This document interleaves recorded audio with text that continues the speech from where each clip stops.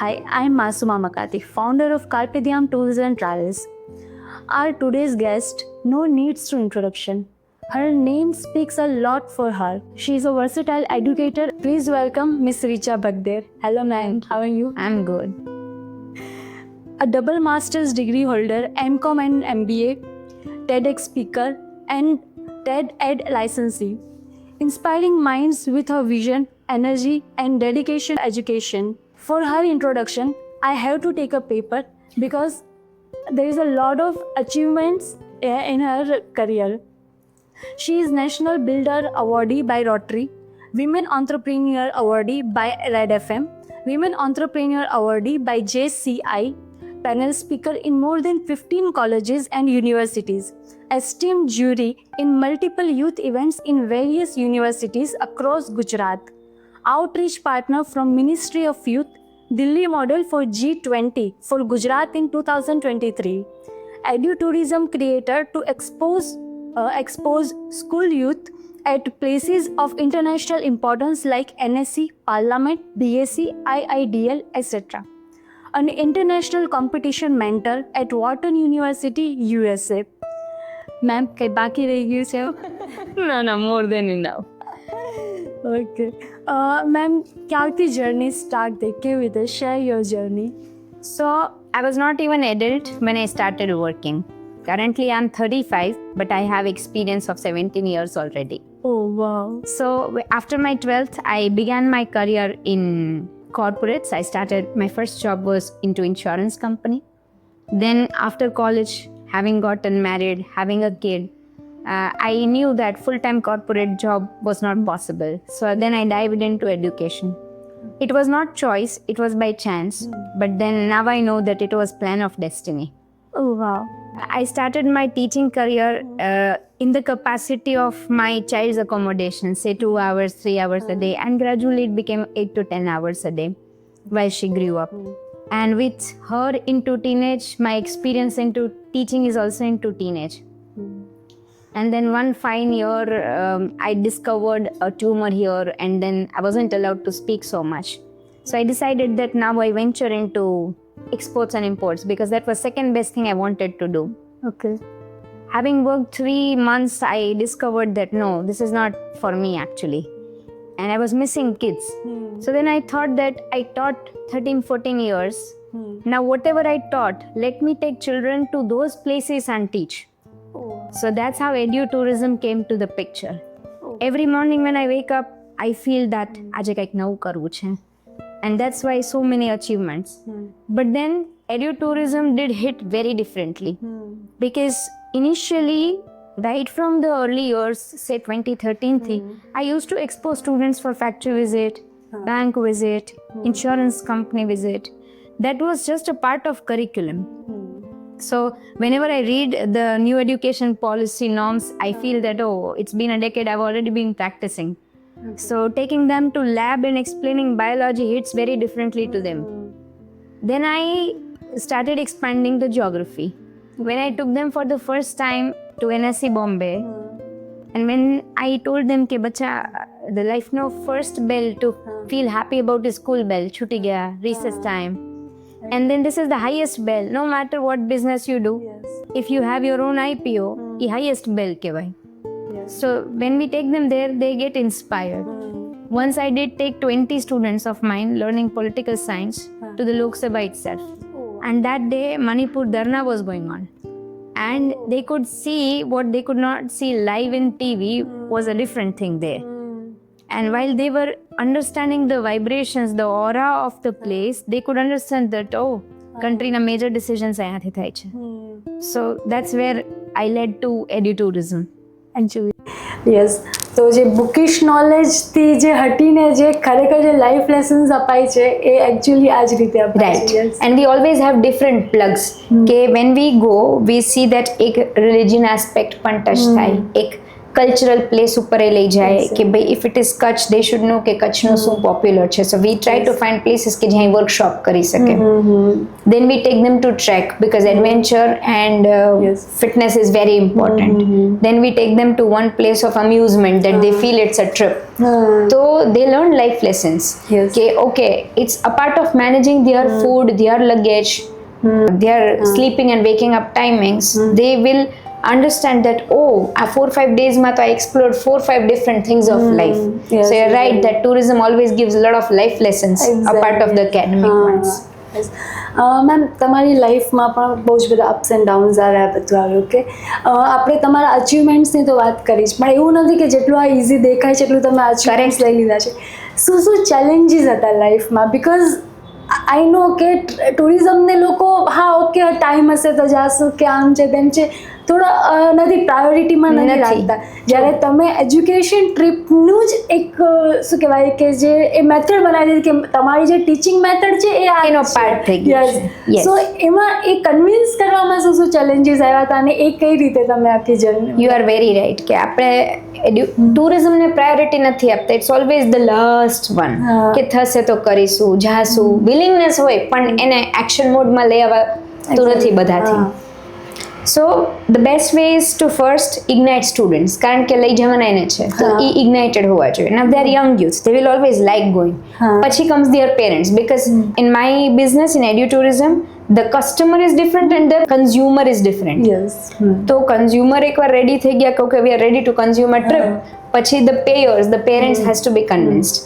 So I pitch them this way કે see તમે ફરવા લઈ જશો એક કોસ્ટ લાગશે, હું બી લઈ જઈશ તો એ જ લાગવાનું છે. So airlines is going to charge anyway whether you take or I. So I am up to this કે ભાઈ મારે આ કરાવવું છે and I M so blessed કે they do understand, they do support. And then I tell કે તમને એક આઇટનરી આવી જશે, ગ્રુપમાં બધા મેસેજીસ આવી જશે, whether I do it or not they know that children are enjoying. And when we go to airport, I just say first thing to them that for next few days I'm going to be your mommy. Just like at home, you tell them you should ask for any small need also. And that's how they feel home. And with friends, they always like to enjoy. It's okay if they have to adjust a little also. Exactly. અને આઈ am sure કે every trip પછી સ્ટુડન્ટમાં confidence level અને એક નોલેજનું જે level હશે એકદમ જ Totally. See, આપણી ગવર્મેન્ટ હવે કહે છે કે એક્સપિરિયન્શિયલ લર્નિંગ મેથડ યુઝ કરો. Let them experience what they are learning. When they experience history, when they experience geography, when they experience politics, when they experience archaeology, એ લોકોના માઇન્ડની ડેફિનેશન ફરી જાય. So there are certain things કે જે child imagine ન કરી શકે unless they go there and feel it can not. પછી એને રટવાની જરૂર નથી, એને ડેલિબરેટલી ઇન્ટરેસ્ટ ક્રિએટ કરવાની જરૂર નથી કારણ કે આવડી જ ગયું છે. So they have lot of confidence, lot of enthusiasm also, interest વધી જાય છે. એક્ઝેક્ટલી. અને આ એક લાઈફ ટાઈમ લર્નિંગ થઈ ગઈ, પછી પાછું બેસીને રટ્ટો મારવાની જરૂર નહીં પડે. કરેક્ટ. એક્ઝેક્ટલી. અચ્છા, આજકાલ મોબાઈલના જમાનામાં આપણને બધાને ખબર છે કે સૌથી મોટી કમ્પ્લેન જ એ છે કે મોબાઈલમાં આખો દિવસ રહે છે, આમ છે તેમ છે. ટ્રીપ્સમાં એવું કહેવા થયું છે કે સ્ટુડન્ટ્સ એકચ્યુઅલ મતલબ જે પર્પઝથી તમે ગયા છો એના સિવાય ખાલી મોબાઈલમાં એનું ધ્યાન વધારે હોય અને રાઈટ. સો એ એક આ જનરેશનનું વ્યસન છે. આઈ વોન્ટ સે કે કમ્પ્લીટલી મોબાઈલ ફ્રી કરી શકાય, but what I do is I mingle them into it કે ભાઈ તમે કેટલા સ્નેપ્સ લ્યો છો કેટલી જગ્યાને, એના ઉપર આઈ વિલ અવોર્ડ યુ. તમે સરસ મજાની રીલ બનાવશો ને, so I am not taking away technology from them but I am trying કે એ ચેનલાઇઝ થઈ જાય. And then at night I take all the mobiles just because બધા સૂઈ જશે તો નેક્સ્ટ ડે ફ્રેશ હશે. બાકી let them have it whole of the day. So it is like કે દે નો કે ઓકે મારે આટલો ટાઈમ કરવાનો છે, દેન આઈ એમ ઇન ટુ ધીસ. કોઈ એવો બેડ એક્સપિરિયન્સ થયો છે? બેડ એક્સપિરિયન્સ આ ઇન્ડસ્ટ્રીમાં એવા પીપલનો હોય કે જેને આપણે ઓળખતા નથી. For example, if V find somebody who is a bus driver and is drunk or is misbehaving or is not treating correctly, I don't like. Also, મારા ચિલ્ડ્રનને કોઈ ડિસ્કમ્ફર્ટ આવે, that is the worst experience for me. So I always keep demanding from the tour people, from the hotel people, from the transport people that જોજો મારા છોકરાઓને કંઈ ઘટવું ન જોઈએ. So sometimes it so happens that they don't understand that these are not random travelers who are adult, they are children. And they need, they shouldn't be used to or accustomed to adjust. They are not coming to adjust, they are coming to good experience. Yes, So sometimes it is disappointing. Sometimes on highways when children do not get the desired food, especially in other states where the oil is different, where the area is not that forward, so they have to adjust. So these are some experiences, but I feel that they are also part of the process. Exactly yes because લાઈફમાં હરેક જગ્યાએ ગમતી વસ્તુ અને બધું જ તો બધે હોવાનું જ નથી. સો યસ એક આ વસ્તુ પણ બહુ સરસ છે કે તમે ખાલી એજ્યુકેશન ટ્રીપમાં નહીં લઈ નથી જતા પણ તમે પોતે પણ 100% ઇન્વોલ્વ હોય છો હરેક સાથે. Yes right. ઓકે, કોઈ બેસ્ટ એક્સપિરિયન્સ શેર કરો ઇન્ડસ્ટ્રી વિઝિટનો. ઇન્ડસ્ટ્રી વિઝિટ હરેક એક યુનિક એક્સપિરિયન્સ આપે. અચ્છા. I have seen that in Kathiawadi in Saurashtra, if we tell that to the owner that મારે ટ્રીપ કરવું છે, તો there was one factory in Morbi કે જેમને કેટરર્સ બોલાવ્યા હતા just to feed children. અને એમાં ફરસાણથી લઈને મીઠાઈ સુધી everything fresh puri and everything. I thought કે આમને એનું કયું બ્રેન્ડિંગ થઈ જવાનું છે. અને નોટ ડીડ આઈ ડિમાન્ડ, પણ sometimes people are so warm. અને wherever I have been through, તો I have seen કે they have a mark of respect. તમે આટલું અલગ રીતે બનાવો છો ને, we will support you. Okay. જ્યારે બહુ પહેલાં 2010માં I had a wish કે ચાલો હું એ લઈ જાઉં, ત્યારે I used to approach from website. તો I used to get bad answers because they are bottom level management, they know nothing. એટલે they say નોકરી નથી, they say આમાં ઓલાવ નથી કરતા. then I got the hack કે નીચેથી ઉપર નહીં જવાય, ઉપરથી નીચે આવવું ઇઝી થશે. એન્ડ સિન્સ દેન એટલું સારું નેટવર્ક છે, એટલા બ્લેસ છે કે ડાયરેક્ટ કનેક્ટ થઈ જાય છે બધે. And we get promising experiences. Okay, વાહ. મેમ એક જનરેશન ગેપની વાત કરીએ. આપણે જ્યારે સ્ટુડન્ટ્સ હતા ત્યારે સિમ્પલ મોબાઈલ નહોતું, કંઈ નહોતું, ઠીક છે. પણ આજકાલના જે સ્ટુડન્ટ્સ છે, આજકાલના જે ટીનેજ જે યંગ માઇન્ડ્સ છે, એ બહુ સ્માર્ટ છે. સો એમાં શું ડિફરન્સ છે એ સ્ટુડન્ટ એરામાં અને આ સ્ટુડન્ટ એરામાં? જ્યારે આપણે ભણ્યા ત્યારે ઇટ વોઝ ઓલ અબાઉટ મિલેનિયલ્સ. જે હવેની જનરેશન છે આ જેન્ઝીસ. એન્ડ મારું તો કર્મયોગા જુનિયર્સ આવી રહ્યું છે which is a Cambridge pre school. તો અત્યારે હું આલ્ફા જનરેશન ઉપર રિસર્ચ કરું છું કે તેની મેની 3-4-5 યર્સના કેવા છે. આઈ હેવ ઓલવેઝ સીન કે આપણી જે સિન્સિયરિટી લેવલ હતું એ જેન્ઝી અને આલ્ફામાં નથી, બિકોઝ ફોન એનું ડિસ્ટ્રેક્શન છે, આપણી પાસે કરવા માટે કાંઈ નહોતું. વિથ દેટ એ લોકો બહુ ક્લિયર છે. આપણે જે 20s કે કદાચ 30sમાં જે ક્લેરિટી આવી ને, they have that clarity in teenage. They are not as lost or as confuse as we are. Probably એની પાસે બહુ બધી ઇન્ફોર્મેશનની એક્સેસ છે એટલે પણ હોઈ શકે. એ લોકો અર્લી એજથી ઇન્ફ્લુઅન્સ થાય છે વસ્તુઓથી એટલે પણ હોઈ શકે. Gen alpha is even nother level smart કે they are fast learners, super fast learners. So we cannot compare કે કેમાં શું છે કે કેમાં શું નથી કઈ જનરેશનમાં. But yeah, there is a beauty of each one of them and I love them. Yes, exactly. I really feel jealous, Richa ma'am, because you are always stay with young minds. Correct. Okay, અને you are always updated. હરેક જનરેશનથી, જેમ તમે હમણાં કીધું કે Zen Zee ને તો તમે ઓલરેડી સ્ટડી કરી ચૂક્યા છો, હવે તમે ઝેન આલ્ફા ઉપર પણ તમે આગળ વર્ક કરી રહ્યા છો. સો તમારા માટે age is just a number of maths એવું જ રહેવાનું છે. ટોટલી. એન્ડ આઈ વિશ કે બાયોલોજિકલી જેટલું છે એવું જ રિવર્સલ સ્ટ્રેન્થમાંય થાય. બટ એ એવું જ હશે બિકોઝ કે તમારું માઇન્ડ યંગ છે. Correct. સો ઓફકોર્સ એ એટલું જલ્દી ઇમ્પેક્ટ નહીં કરે તમારા ફિઝિકલ સ્ટ્રેન્થ ઉપર, બિકોઝ તમારે એ લોકોની એનર્જી સાથે તમારે આગળ રન કરવું પડશે. એ લોકો એટલા ફાસ્ટ હશે તો તમારે પણ ફાસ્ટ થવું પડશે. સો ઓફકોર્સ એ બહુ જ આજે તમારી જે એજિંગની પ્રોસેસ છે એ બહુ સ્લો થઈ ગઈ. સો યસ, અને એ તો મતલબ બધા એના માટે તો શું કરતા હોય છે, કેટલી બધી. Even when I travel with them I C કે બેગ્સ પેક કરવાના હોય કે એરપોર્ટમાં ચેક ઇન કરવાનો હોય કે કોઈ જગ્યાઓ ઉપર ગયા હોય કે વેઇટ લિફ્ટ કરવાનો હોય કે ઇવન ફૂડ નીડ્સ હોય, તો વી feel like we are them only. So you're right that when we are around young minds, our mind also keeps young. Yes, exactly. Ma'am તમે એઝ અ તમે teacher છો કે જેમ તમે સ્ટુડન્ટ્સને શીખવાડો છો, બટ કોઈ વાર એવું બન્યું છે કે કોઈ એવી ટ્રીપ ઉપર અથવા તો કોઈ એવો ઇન્સિડન્સ કે જેમાં સ્ટુડન્ટ પાસેથી તમે કંઈક શીખા હોય ને આમ? મને બચ્ચાઓ બહુ શીખડાવે. અચ્છા. So there is this Sindhi student of mine. I used to say કે હું તને ઇંગ્લિશ શીખડાવું તારે મને Sindhi શીખડાવું. There is one techie child of mine. હું એમ કહું કે યાર મને આવા ફોટો વિડીયો રીલ એડિટિંગ આવું નહીં આવડે, he made my website also. Oh wow. So happiness is when you learn a lot from your students. Exactly, yes. અમે એકવાર દિલ્હી ટ્રીપમાં ગયા હતા and it was 20 boys and me alone. અને અમે એક માર્કેટ લોકલ ત્યાંની સરોજની માર્કેટમાં ગયા હતા. તો મારી આજુબાજુમાં જ ફરતા હતા એટલે I said enjoy yourself guys, I am sitting here. આ દિલ્હીની માર્કેટ છે, રાત છે કે અત્યારે તમે આખું અમારું ધ્યાન રાખો ને, અત્યારે હવે તમારું ધ્યાન રાખવાનું હોય. It feels so touchy that every another moment they are so thoughtful. Yes. આમ નાના છે, એજમાં નાના છે, બટ એ લોકોનું understanding any maturity is just like us. Yes, આ જે કનેક્શન અને જે બોન્ડિંગ બની જાય છે એ આખું અલગ રહે છે. And we feel so inspired. Yes. They, not only that we are giving them, they give back a lot to us. Yes, yes, yes. So that is very touchy moment always. Okay.